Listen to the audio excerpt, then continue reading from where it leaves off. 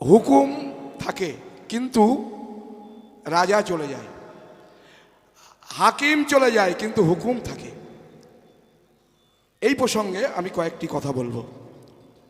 One chief minister may go, একটা মুখ্যমন্ত্রী চলে যেতে পারে। One chief minister may come, but the orders of him or her are not change. কিন্তু তার যে আদেশগুলো পরিবর্তন হয় না। হাকিম নড়ে, হুকুম নড়ে না। আমি বলতে চাচ্ছি, বাম আমলে যে আইসিডিএস প্রকল্প ছিল, হাজার হাজার মেয়েরা চাকরি পেয়েছে, হাজার হাজার শিশুরা পড়ছে, এখনো পড়ছে, উপকৃত হয়েছে। সর্বশিক্ষা অভিযান আপনারা নাম শুনেছেন। সেই সর্বশিক্ষা অভিযানে হাজার হাজার লক্ষ লক্ষ ছেলে মেয়ের বাম আমলে স্কুল কলেজে চাকরি হয়েছে, আশা কর্মীদের চাকরি হয়েছে। তৃণমূল সরকার এসে কি ওগুলোকে উচ্ছেদ করতে পেরেছে? সর্বশিক্ষার লক্ষ লক্ষ যে চাকরি হয়েছে, তৃণমূল সরকার এসে কি উচ্ছেদ করতে পেরেছে? আশা কর্মীদের উচ্ছেদ করতে পেরেছে? এই কি বিজেপি কি তৃণমূল মানুষের জীবন জীবিকা, রুটি রুজির প্রশ্নকে আড়াল করে এরা সাম্প্রদায়িকতা আনছে, ধর্ম নিয়ে রাজনীতি করছে, ধর্মকে সংকীর্ণ স্বার্থে ব্যবহার করা হচ্ছে।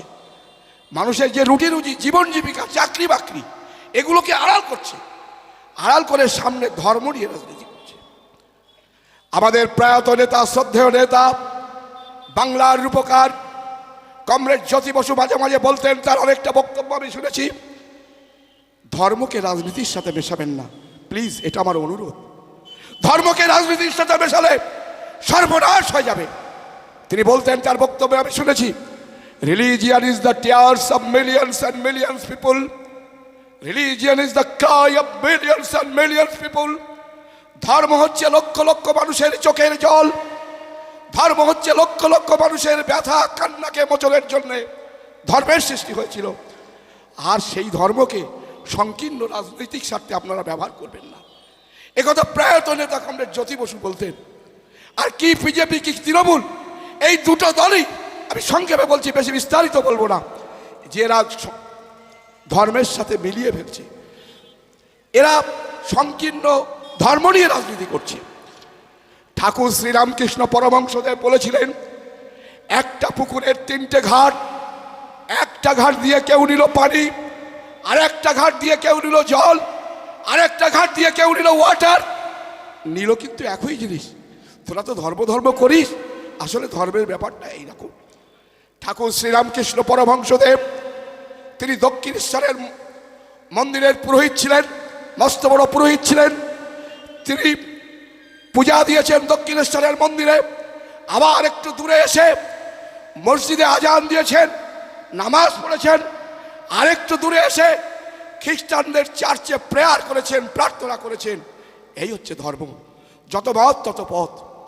প্রফেট হজরত মুহাম্মদ সাল্লাল্লাহু সাল্লাম রাস্তা দিয়ে যাচ্ছেন, একজন কুষ্ঠরোগী, তার সমস্ত শরীরে কুষ্ঠের অপবাদ, নিন্দার অপবাদ, কেউ ছুতে চাইবে না তাকে। তাকে কোলে করে ধরে নিয়ে বাড়িতে গিয়ে বলছে, ওগো আয়েশা, দেখো আমি কাকে এনেছি, দেখো আমরা দুজন মিলে একে সেবা করব। হয়তো এর জন্য পরকালে সেই মহান রব্বুল আলামিন, স্রষ্টা, মহান প্রভু আমাদের প্রতি খুশি হয়ে যাবেন, রাজি হয়ে যাবেন। এই হচ্ছে ধর্ম, এই হচ্ছে ধর্ম। ধর্ম মানুষকে হিংসা শেখায় না, ধর্ম মানুষকে বিদ্বেষ শেখায় না। কবি নজরুল বলেছিলেন, ধর্ম সে যে বর্ম সহ সহনশীল। এই সহনশীল ধর্ম। আপনারা নদিয়ার নিমাই সন্ন্যাসীর কথা জানেন। নদিয়ার নিমাই সন্ন্যাসী, যিনি ইতিহাস সৃষ্টি করতে গিয়ে নিজেই ইতিহাস হয়ে গিয়েছিলেন। নদিয়ার নিমাই সন্ন্যাসী, যাকে আমরা বলি, কি বলি, নদিয়ার নিমাই সন্ন্যাসী চৈতন্যদেব। তিনি কীর্তন করতে করতে আসছেন, ভগবানের গুণগান করতে করতে আসছেন, আর অগণিত তার শিষ্য, অগণিত তার ভক্ত উল্টো দিকে রাস্তা দিয়ে ওই জগাই মাধাই গাঁজা খেতে খেতে আসছেন। জগাই মাধাই গাঁজা খেতে খেতে আসছেন। হঠাৎ করে জগাই মাধাই সেই হুঁকো ছিল, সেই তা দিয়ে ছুঁড়ে মারলেন চৈতন্যদেবের মুখে। টপ টপ করে রক্ত ঝরছে। চৈতন্যদেবের অগণিত ভক্ত বলেছিলেন, জগাই মাদাইকে এখনই আমরা মেরে ফেলবো, জগাই মাদাইকে এখনই আমরা পুঁতে ফেলবো। চৈতন্যদেব বলেছিলেন না, নদিয়ার নিমাই সন্ন্যাসী বলেছিলেন না, মেরেছিস কলসির কানা, তাই বলে কি প্রেম দেব না। এই হচ্ছে ধর্ম। এই ধর্মকে আমাদের, ধর্মকে রাজনীতির সাথে মেশালে হবে না। ধর্ম থাকবে আমার হৃদয়ে, ধর্ম থাকবে আমার অন্তরে, ধর্ম থাকবে মন্দিরে, ধর্ম থাকবে মসজিদে।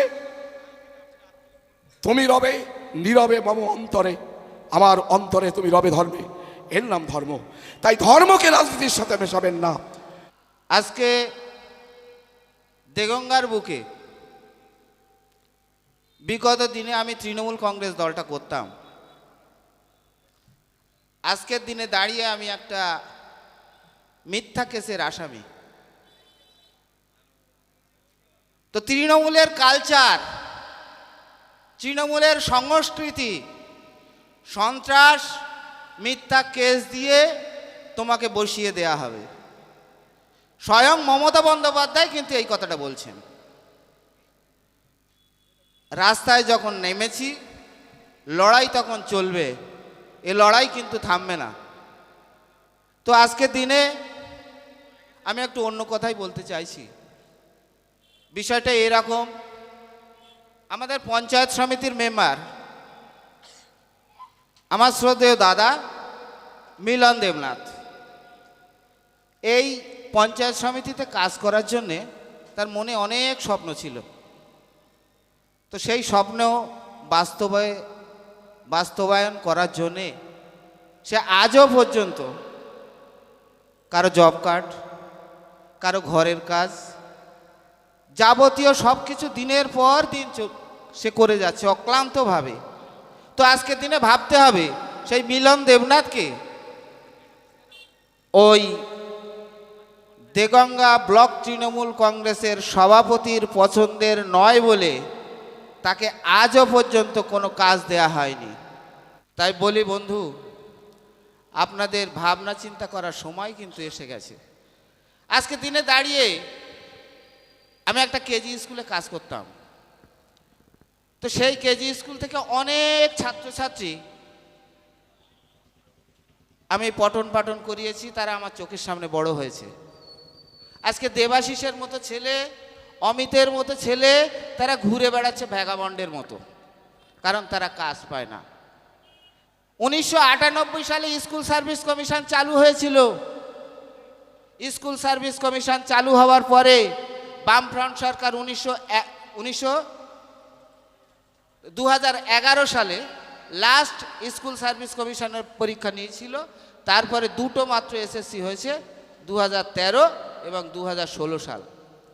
তো আমার বক্তব্য, এই 2011 সালের মধ্যে দুটো বছর যদি আমি বাদ দিই, 2013 সাল ধরি, আর আজকে দাঁড়িয়ে 2026 সাল, এই 13টা বছরে যদি প্রতি বছর স্কুল সার্ভিস কমিশনের পরীক্ষা হতো, আমার অমিত কিন্তু চাকরি না পেয়ে বসে থাকতো না, ঠিক দেবাশিসও চাকরি না পেয়ে বসে থাকতো না। তাই বলছি বন্ধু, আগামী দিনে নওশাদ ভাইয়ের নেতৃত্বে বামফ্রন্ট সংযুক্ত মোর্চার যে সরকার হবে, সেখানে প্রতি বছর স্কুল সার্ভিস কমিশনের পরীক্ষা হবে, ছেলেমেয়েরা চাকরি পাবে, এটা আমাদের অঙ্গীকার। তার পাশাপাশি ওই জব কার্ডের কাজ অভিষেক বন্দ্যোপাধ্যায় নিয়ে যাচ্ছে কোথায়? দিল্লি। জব কার্ডের কাজ খায় না মাকে আমরা কিছু দেখতেই পাই না, অথচ পঞ্চায়েতে বসে জব কার্ডের শিডিউল তৈরি হয়ে যাচ্ছে। পঞ্চায়েতে বসে জব কার্ডের শিডিউল তৈরি হয়ে যাচ্ছে। জব কার্ডের টাকা, কোনো কাজ নেই, কিছু নেই, অথচ শিডিউল তৈরি করার পরে ব্যালেন্স আসছে, ব্যালেন্স। ওদিকে বলছে কেন্দ্র সরকার আমাদের টাকা দেয় না, আর সাধারণ মানুষ তারা জব কার্ডের কাজ পাওয়ার জন্যে জব কার্ড রেডি করে বাড়িতে বসে আছে, কিন্তু তাদের কোনো কাজ নেই। আর অন্য কথা যদি বলি, বিগত পঞ্চায়েত নির্বাচনের সময় জোর গলায় বলছি, মিন্টু সাহাজির সুবিধা মতো বা মিন্টু সাহাজির পছন্দের ক্যান্ডিডেট যারা ছিল, সেই বুথে দেগঙ্গার ব্লক সভাপতি একটা মিটিং করতে আসেনি কেন? এই প্রশ্নের জবাব কিন্তু আপনাকে দেবে আগামী 29 তারিখ ব্যালটের মাধ্যমে। অতএব আমরা বঞ্চিত তৃণমূল, আমরা অসম্মানিত তৃণমূল, আমরা দলের প্রতীকে জেতা কাজ না পাওয়া তৃণমূল। আজকের দিনে দাঁড়িয়ে আপনাদের মধ্যে একটা কথা হচ্ছে, সেটা হচ্ছে বাবুই পাখিরে ডাকি বলিছে চড়াই, কুড়ে ঘরে থেকে করো শিল্পের বড়াই। আমি থাকি মহাসুখে অট্টালিকা পরে, তুমি কত কষ্ট পাও রোদ বৃষ্টি ধরে। তো আজকের দিনে দাঁড়িয়ে রক্ত ঘাম ঝরিয়ে যারা তৃণমূল কংগ্রেস দলটাকে প্রতিষ্ঠা করেছে, তাদের কানে কানে ফোন করে বারবার বলা হচ্ছে যে তোমাদের এটা করে দেবো, এটা করে দেবো, তোমরা এবারটা দেখো।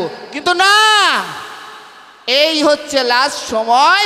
তার কারণ দেগঙ্গা ভালো থাকবে না দেগঙ্গা খারাপ থাকবে, দেগঙ্গা সন্ত্রাস মুক্ত হবে, দেগঙ্গায় মিথ্যে কেসের সমাপ্তি ঘটবে মিন্টু শাহজির নেতৃত্বে।